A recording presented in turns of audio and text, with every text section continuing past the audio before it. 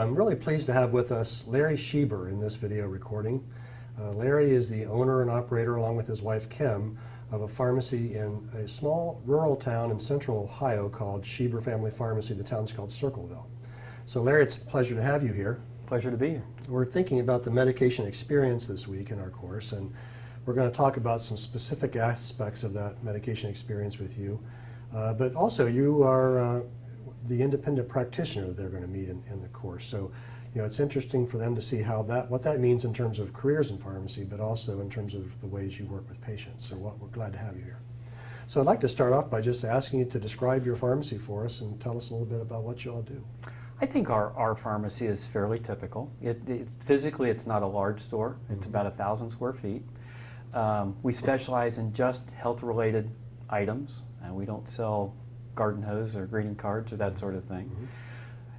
We offer a full range of prescription services naturally, but then we tend to get into some other things that we hope set us apart from our competition, especially our chain competition. We do mastectomy fittings, we do a lot of diabetic teaching, do quite a bit of immunizations, flu shots, Zostavax, tetanus, diphtheria, that sort of thing.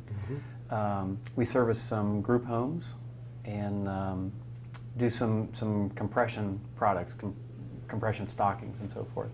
Interesting. So you're doing kind of a wide range of things.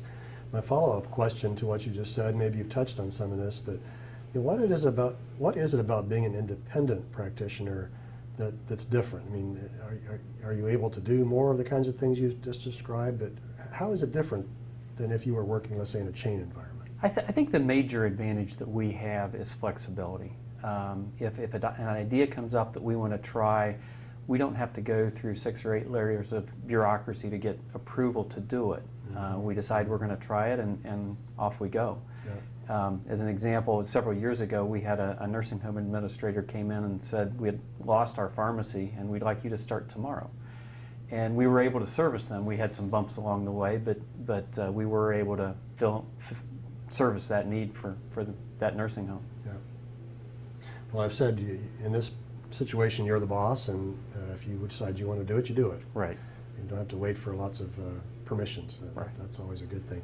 The other part of that, Larry, and I've observed you in this role and others, but the idea of an independent practitioner, and any pharmacist certainly can do this, but often the independents are more like this, where they're very much more involved in the kind of the management of the community or leadership in the community, and that makes a difference too, doesn't it?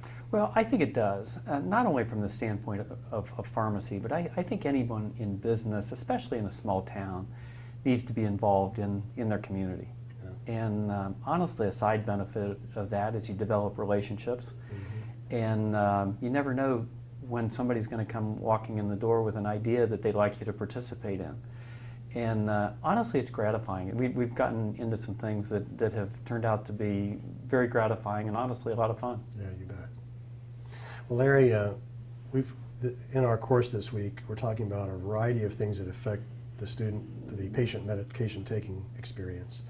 And one of the things we've talked about are transitions of care as a huge issue in terms of medication errors occurring and things of that nature. I know that you're working in a very innovative project in your town with a local hospital. We actually had the hospital partner in this in another video who you're working very closely with. So I want to kind of get at that a little bit. But let me start by saying, you know, as a community pharmacist, what problems do you see when patients leave the hospital and go home in terms of their medications? And then, I mean, do you have some specific example maybe that you could share with us? I think when patients are released from the hospital, especially if they've been in for a while, they aren't entirely focused on the information they're getting at their release. In our example, we have a pharmacist, a hospital pharmacist, that comes up and does education with the patient before they leave, every patient. But it's amazing how little of that information they retain. The other aspect that we've identified is the problems that crop up when the patients come in to fill their discharge prescriptions. There could be prior authorization problems with insurances, or it could just be an item is very expensive. And many times the first words out of the patient's mouth is, well, I just won't take that. And it's our job to educate the patient, well, it's not that simple. You've been stabilized on this regimen. you can't just stop without adjusting other medications. So we try to work through that process. Yeah, yeah. So that you see the problems as they come home, kind of uniquely, I suppose, because of things you just described to us, and have a feeling for that. I'd also like to have you think with us, Larry, for a minute. We've talked about transitions of care, but we've also talked about kind of medication safety more broadly. As a community practitioner, I mean, what other kinds of roles do you see for yourself or other pharmacists just around making this medication taking process safer for people? I think that's a major emphasis for pharmacy in general. I saw the statistic recently that more than half of all prescriptions are not taken properly. And I think that pharmacy and pharmacists are probably positioned better to do anything about that than any other profession.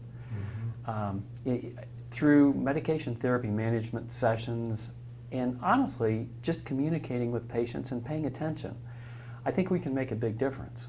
I think if we just watch refill dates as an example, if a patient is getting a month's supply of something and they're only coming in to get it every 2 or 3 months, we need to start asking some questions. Is there a problem? Or are they just forgetting? And try to address the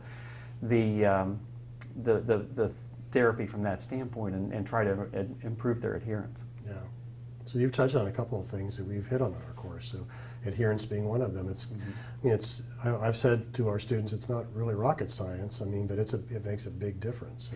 It does make a big difference, and it's amazing. And I didn't realize this until I worked more in community pharmacy, especially in older patients, how easily they get things confused. And a lot of them don't have someone else to watch out for them. Many times we're the first line to pick up a problem. Yeah, you bet. And we have a responsibility to do that. Yeah. So through things like we're learning, things like medication therapy management, patient counseling, just adherence programming, we just need to focus our time to be able to do that, whatever environment we're in. Yeah. I guess the last question I have for you, Larry, is it just so happens that at this point in time you are the president of the Ohio Pharmacists Association. So we've talked about the American Pharmacists Association in our course. Every state has an affiliate kind of state association. This is called OPA, or the Ohio Pharmacists Association, and you're the president. And I'm wondering, Larry, from your standpoint, I guess another agenda I have for these students is understanding what associations do for this profession and for patient care. Can you talk to us just for a minute about why it's important to be involved in these sorts of things, and also how does something like OPA affect patient care? I think organizations like OPA are vitally important to pharmacists and the profession of pharmacy. I think that all students and all pharmacists need to be very involved in their profession. The days of just sitting back and letting things happen are behind us. And as an example, I think pharmacists now need to be politically active. They need to know the lawmakers, the legislators that are affecting their profession.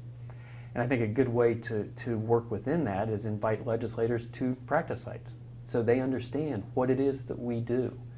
So when laws are made or rules are made, they understand that what we're trying to do, and many times those laws or rules may not be in the best interest of the patient. Organizations like the Ohio Pharmacists Association also have worked from an educational standpoint. I think pharmacy is transitioning away from the dispensing function more towards a patient education function, and we've kind of alluded to that. Yep. And at least in Ohio, the Ohio Pharmacists Association offers courses in teaching pharmacists to be effective communicators, how to conduct a effective medication therapy management session, how best to communicate, as well as courses in immunizations and all kinds of different topics. There's really something for everyone. Yeah. But I can't stress enough that it's important for pharmacists and pharmacy students to be involved in their professional organizations. Yeah. Well, so we're thinking about what we learn and how we educate each other in these associations, but also just advocacy for driving the profession forward and improving patient care, right? That's what it's all about. When you come right down to it, that's what we're all trying to do. So Larry, you wear many hats, and I thank you for what you do in your community and what you do for our profession. Have I left anything out here that you feel like you want to close with? I think the only thing that I would say is I think pharmacy is a terrific profession.